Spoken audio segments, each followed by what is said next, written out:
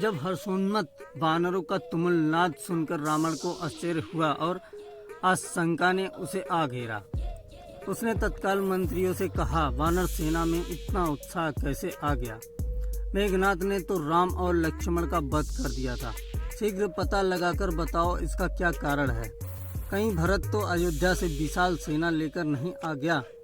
आखिर ऐसी कौन सी बात हुई है जो वानर सेना राम की मृत्यु का दुख भी भूलकर गर्जना कर रही है?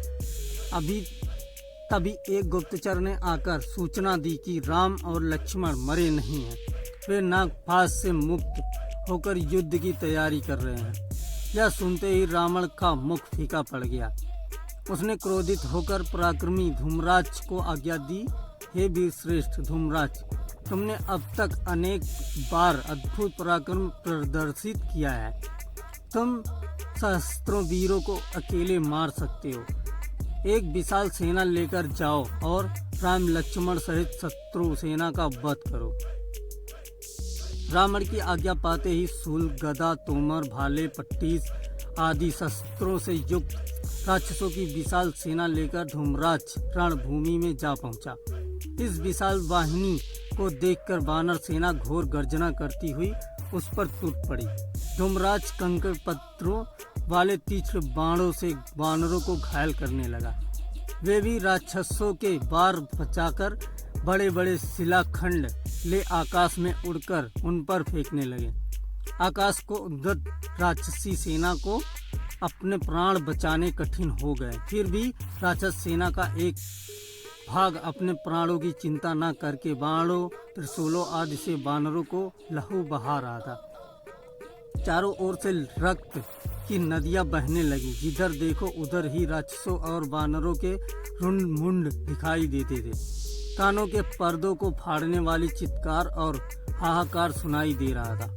रणोन्मत्त धूम्राक्ष हताहत वीरों के शरीरों को रौंदता हुआ अपने अग्नि बाणों से वानर सेना को भस्मीभूत कर रहा था। उसके आक्रमण की तान न लाकर वानर सेना इधर उधर भागने लगी। अपनी सेना की यह दुर्दशा देखकर हनुमान ने क्रोध से भरकर एक विशाल शिला उखाड़ी और लक्ष्य तानकर धूम्राज की ओर फेंक दी। उस शिला को अपनी ओर आते देख वह फुर्ती से रथ से कूद पड़ा। इस बीच में रथ चूर चूर हो चुका था और घोड़े तथा सारथी मर चुके थे। राक्षस सेनापति को इस प्रकार बचता देख हनुमान का क्रोध और भी भड़क उठा। उन्होंने दांतों नाखूनों से उनके और धूम्राज के बीच में आने वाले राक्षस समुदाय का विनाश करके मार्ग साफ कर लिया। जब उसने हनुमान को भयंकर रूप से अपनी ओर आते देखा तो लोहे के कांटों से भरी हुई गदा उठाकर उनके सर पर दे मारी। हनुमान ने वार बचाकर एक भारी शिला उठाई और आकाश में उड़कर धूम्राज को दे मारी। इससे उसके शरीर की समस्त हड्डियां टूट गईं और वह पृथ्वी पर गिरकर यमलोक सिधार गया।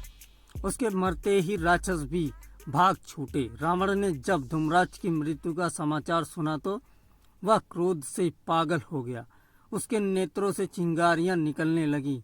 उसने वज्रदंश को बुलाकर आज्ञा दी कि वह राम, लक्ष्मण तथा हनुमान सहित वानर सेना का वध करके अपने धैर्य का परिचय दे। वज्रदंश जितना वीर था उससे अधिक मायावी था। वह अपनी भीमकर्मा पराक्रमी सेना लेकर दक्षिण द्वार से चला। युद्ध भूमि में पहुंचते ही उसने अपने सम्मुख अंगद को पाया, जो अपनी सेना के साथ उससे युद्ध करने के लिए तत्पर खड़ा था। वज्रदंश को देखते ही वानर सेना चिकचिकाकर राक्षसों पर टूट पड़ी। दोनों ओर से भयंकर मारकाट मच गई। संपूर्ण युद्ध भूमि रुंड मुंडों, हताहत सैनिकों तथा रक्त के नालों एवं सरिताओं से भर गई। रक्त सरिताओं में नाना प्रकार के शस्त्र, कटे हुए हाथ तथा मस्तक छोटे छोटे दीपों की भांति दिखाई देने लगे। अंगद तथा वानर सेनापतियों द्वारा बार बार की जाने वाली सिंहा गर्जना ने राक्षस सैनिकों का मनोबल तोड़ दिया।